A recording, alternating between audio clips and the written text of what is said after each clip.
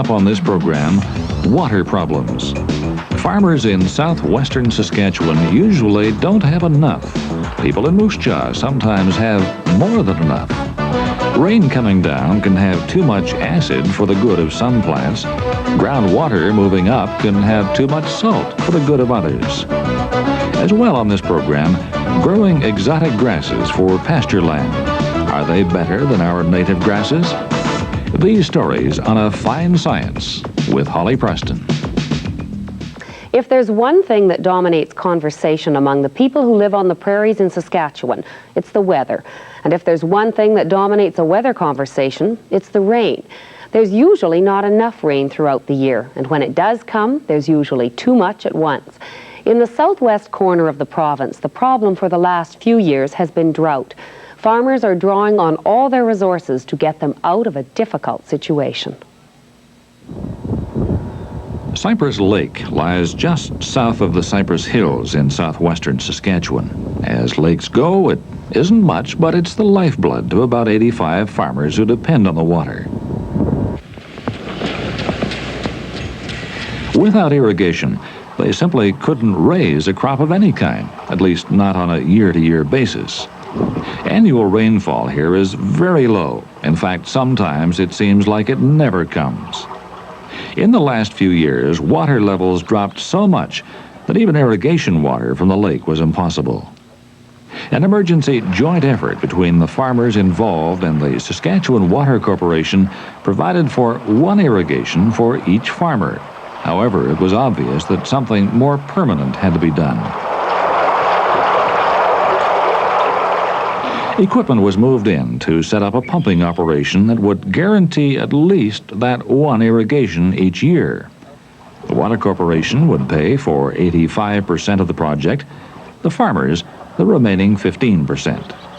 I think at the present time everybody's happy to have seen it done.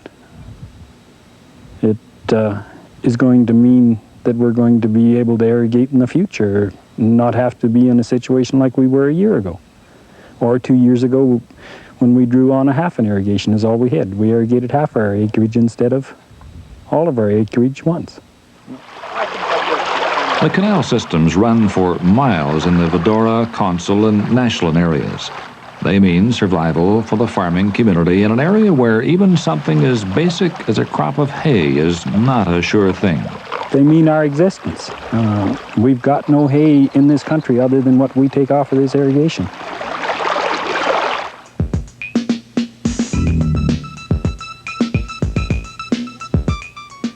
Coordinating resources to deal with flooding is far from the minds of the farmers in the southwest, but it's an ongoing concern of many Saskatchewan communities. They're experimenting with a new approach to flooding called floodplain management. In basic terms, a river needs a certain area for its own water flow, and communities have to accommodate it. This can be done through careful planning, zoning bylaws that allow orderly building and construction, and building codes that include flood-proofing standards. Moose Jaw has come to grips with the realities of floodplain management, and for good reasons. In 1974, there was a major flood event on three of the watercourses through the city, and it caused a lot of damage in Moose Jaw, as it did throughout Saskatchewan and across the country. I think nationally damages were about $100 million. Moose Jaw, I think, suffered about $6 million. So after the severe flooding of 1974, there were a lot of questions asked as to was there a better way to perhaps handle flooding in the city, and we just couldn't handle a similar disaster in the future. So what happened was we started some studies to get an accurate assessment of what the flood damage potential was, and to come up with a long-term floodplain management plan. A new approach to management now tries to identify that part of the floodplain the river needs during high runoff. We're able to identify the flood hazard area. This is an area that would flood under a specific type of flood, and from that we're able to delineate two zones within this flood hazard area. The first zone is called the floodway zone, and it's a high-risk area. In the floodway zone, you end up with fairly high water velocities, and it's not the type of area that you want to intensely develop or redevelop. It's best left in its natural state, or if it's already developed, then over the long term, if possible, you want to see it revert back to open space or agricultural. The second zone is called the floodway fringe zone, and this is a lower risk zone. In this area here, we have low water velocities. It doesn't flood as often or as deep. And with certain precautions, known as flood proofing, you're able to develop or redevelop in this area. The Clorox of Canada building that we looked at, it's a large building located in the floodplain. It's a large addition added on to existing buildings. So in this instance, they could not raise the building. It wasn't practical. So what was done is a slab-on-grade concrete floor was laid, and it was supported by piles. The building superstructure is steel. The covering, the building itself is a metal-clad covering. In the walls, there is waterproof styrofoam insulation. When you go through the building, you'll find that all the services in terms of the furnace, the water heater, these are all raised above in a separate room. The electrical panels, they're raised above, and in instances where you have electrical outlets throughout the building, they too are raised above the flood level, so that if a flood like the 1974 flood occurs again, the building will suffer no damage or very minimal damage, and all the utilities, they are at or above the flood level. And should we identify, let's say, a potential flood situation in February, we advise the city and Clorox, and they undertake some management decisions, and they start to move their contents out to their warehouses quicker. And as they continue to manufacture their charcoal briquettes, these are stacked on pallets about 5.5 feet in the air, and in that way the contents are gradually either relocated or elevated above. The Texaco building is another example of what we call wet floodproofing. It's a slab-on-grade floor. The building is metal, steel superstructure, waterproof styrofoam insulation, and once again the furnace, the water heater, and the electrical panels are all located above the flood level. What you also have is you have your main power switch, where if you have to, you can shut all the power off at a moment's notice. Down in the pits where the workers change the oil, these areas are serviced with electrical connections and lights as well. And when if a flood does occur, these areas, the power can be turned off there as well. In the case of this building, they had to deal with about 2 feet of flooding, and because it was a large industrial area, they were able to bring in approximately 2 feet of fill, and the whole building was raised up on stable compacted fill. Now in the front of the building, what you can see is sort of a small retaining wall, and you walk up a couple steps and the whole building is above.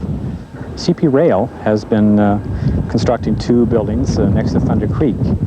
Based on the technical information that had been produced in the past, the large building that they constructed, which is worth several millions of dollars, they purposely located it outside the floodplain but on their railway property. And should the 1974 flood come along, or what we call the design flood, this building, based on prior information, was located in a non-flood prone area.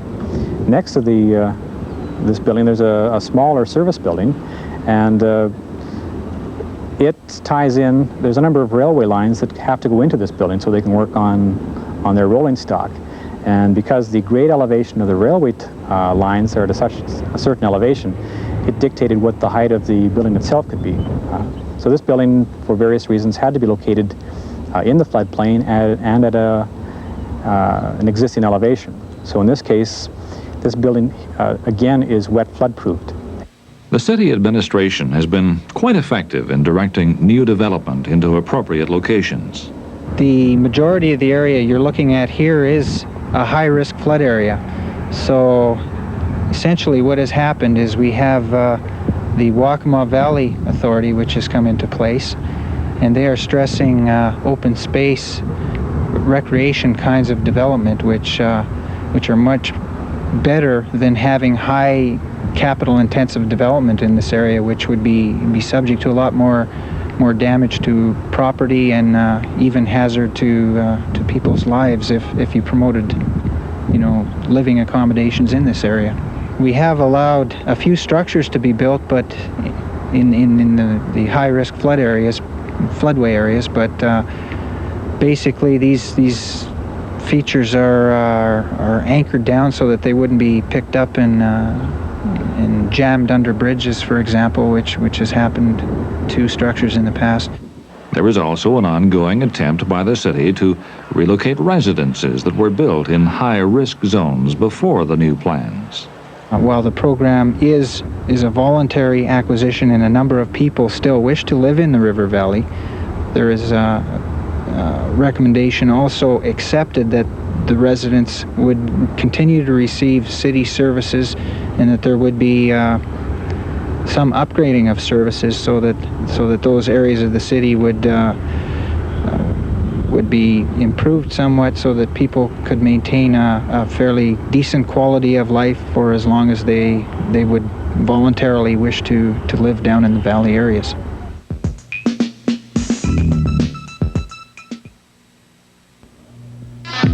That's Entertainment has put the spotlight on Panasonic TVs featuring state-of-the-art Quintrix 2 CompuFocus Picture Tube, the ultimate in viewing pleasure. Panasonic at special low prices from That's Entertainment in the Northgate Mall. Which night is your favorite at Granny's? Monday, pizza. Tuesday, chicken and ribs. Wednesday, steak and shrimp. Thursday, barbecue chicken. Friday, from the sea. Saturday, New York steak. Sunday, veal cordon bleu. Which night is my favorite at Granny's? All of them. Every day, someone has an accident or an unexpected illness. Are you prepared to meet the additional health costs of road and air ambulance service? Preferred ward care, private duty nursing, in-hospital drugs, out-of-Canada and out-of-province emergency medical coverage, or other health benefits not presently covered. Protect your family with group medical services.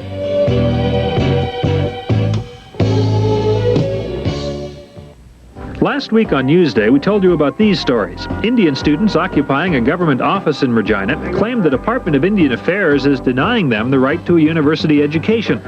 Regina's Pioneer Village Nursing Home is being sued over the firing of former Executive Director Elsie Yanko. And at City Council, one councillor suggested that coffee and tea be banned from council chambers. After a short debate, councillors decided to keep the beverages. For the complete story every week, join us weekdays at 6. Beat it! Just beat it! Just get in, we'll talk about it. I've got to go home. Oh, come on, Carrie. We're going to a new place. Don't be a... She wants to go home, right? Let's go.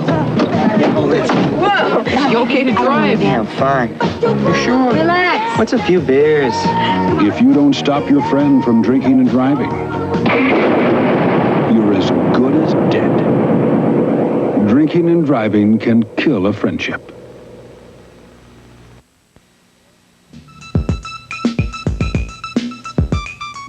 Soil salinity, or excessive salt in the soil, is a complex problem. The condition exists in much of Western Canada, and it's getting worse. Just about everything affects it: rain, sun, soil type, texture, geological formations, the farming methods. All of these things have an effect. But basically, it's more water moving up in the soil than down, and when it evaporates, it leaves a problem. Salt.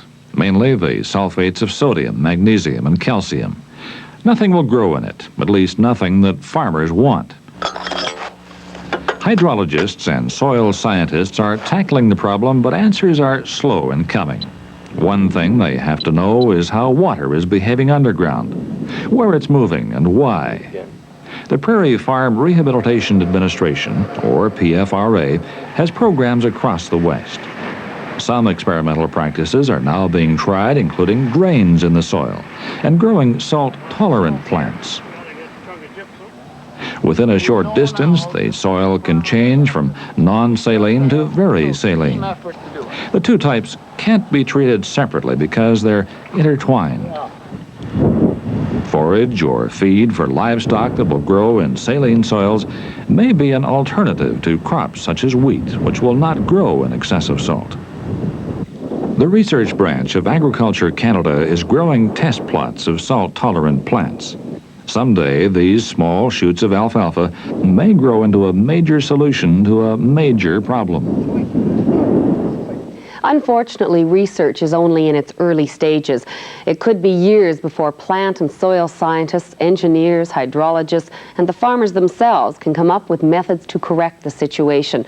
Whether it's salt-tolerant crops, drainage, or alternate farming practices, the answer cannot come too soon for farmers who see more and more of their fields going out of production each year.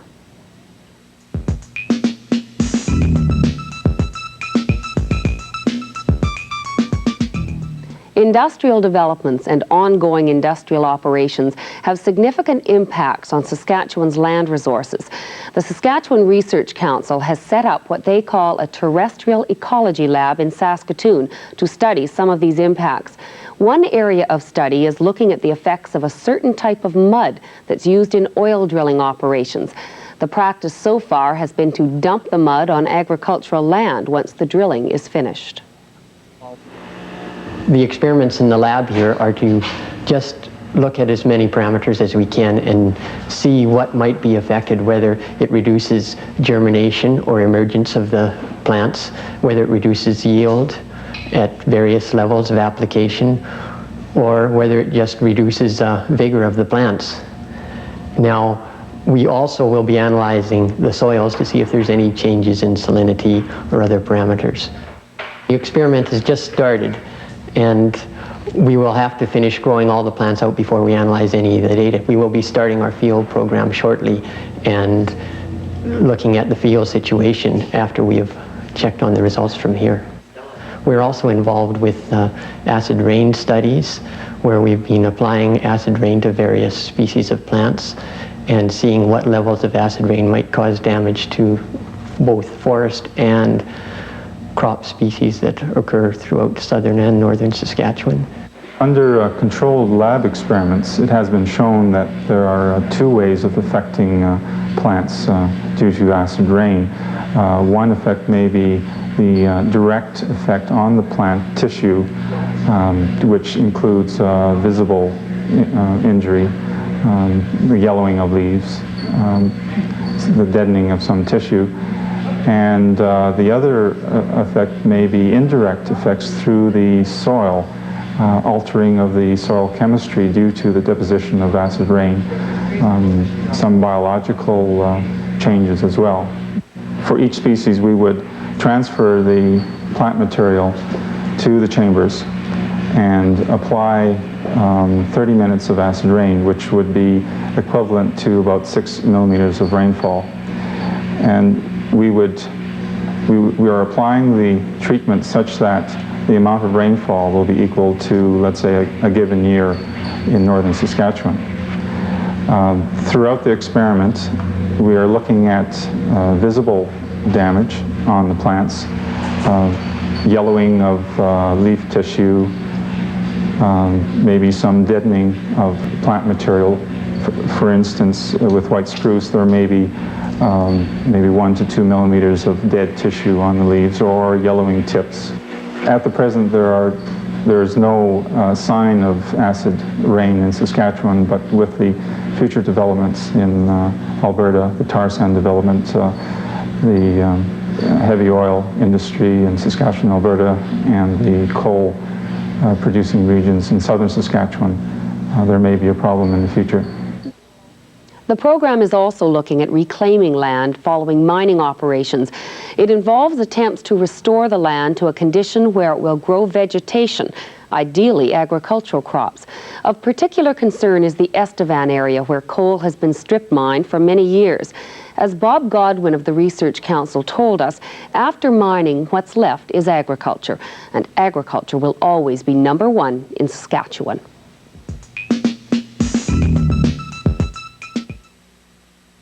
I love to tell the story. Here are the most most popular gospel music recordings ever made.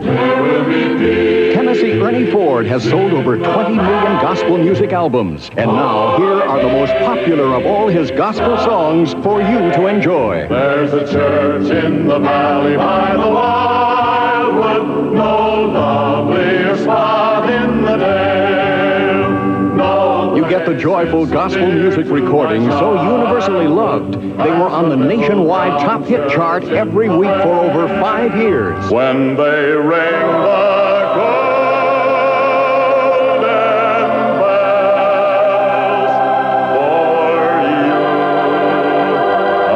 the richly produced gospel recordings that have never been equaled.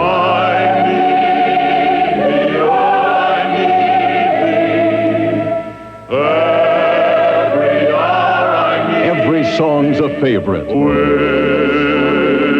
Whispering hope. I'm sure these songs will give you strength and hope. Welcome thy way. The most uplifting music you've ever owned. One day at a time. You get Tennessee Ernie's world's most inspiring songs of faith and his famous all-time favorite hymns. You get them both in this unprecedented offer. They're not in stores, and you must order now. Mail $14.98 to Songs of Faith, Box 124, Regina, S4P 2Z5. You get 2 beautiful, inspiring records, 2 cassettes, or 2 8-track tapes. This special Tennessee Ernie Ford offer will end with no advance notice, so don't delay. Write this address down now. Mail $14.98 to Songs of Faith, Box 124, Regina, Saskatchewan, S4P 2Z5.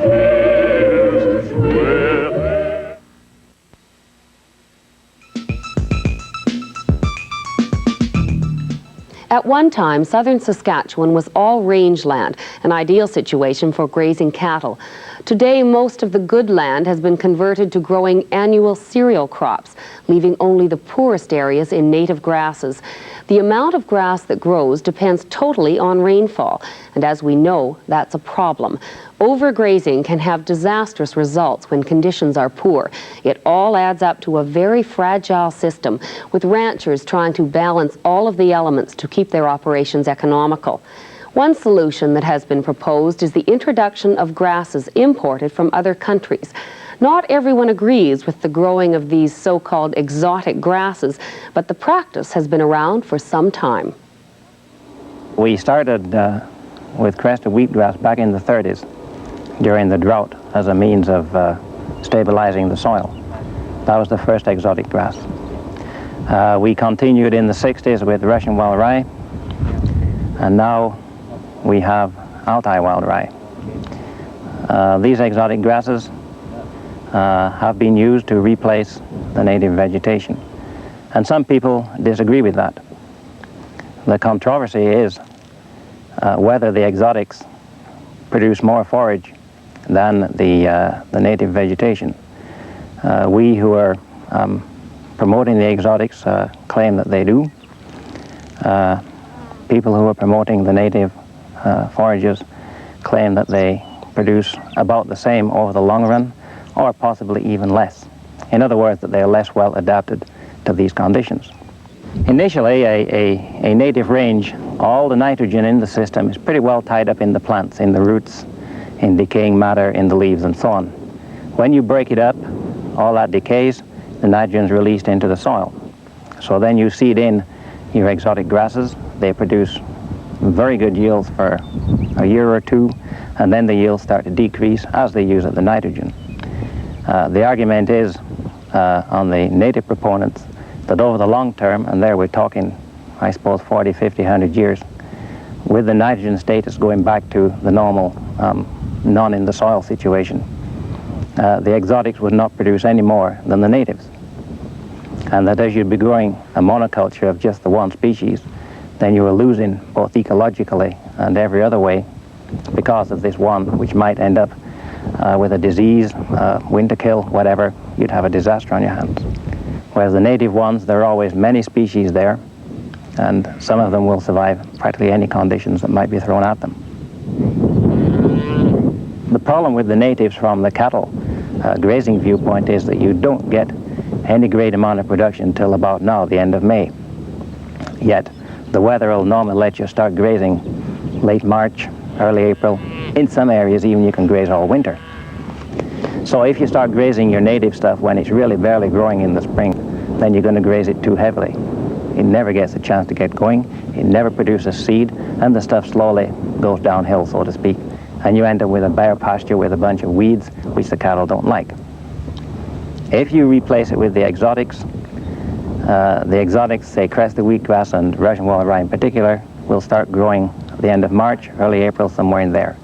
You can graze them all through May and rest your native, so that you graze the exotics in the spring, you graze the native in the summer, and then possibly you go on to the exotics again, such as the Altai wild rye, in the fall and winter. I myself am not advocating total replacement. I'm thinking perhaps a third would be exotics and 2/3 would be native. And that way, I think the native that remained would be in much better shape, and the cattlemen would get greater productivity. I think at the moment there is not a lot of reseeding taking place because of economics. If a native pasture is broken up, it likely goes into wheat production. Once it's in wheat production, it's not likely to come back into grass ever, or at least not for the foreseeable future.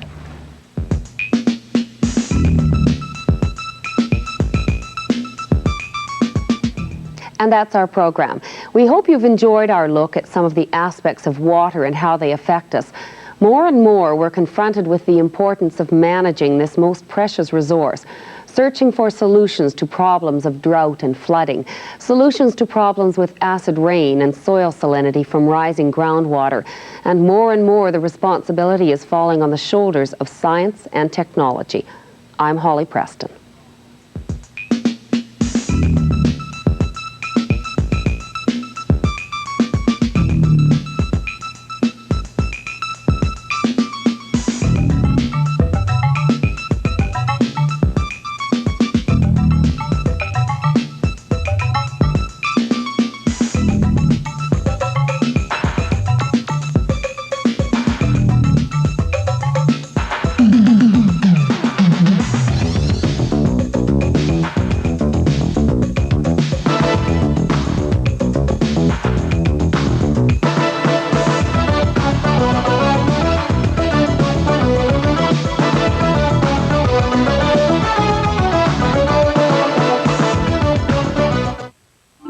This is CBC Television.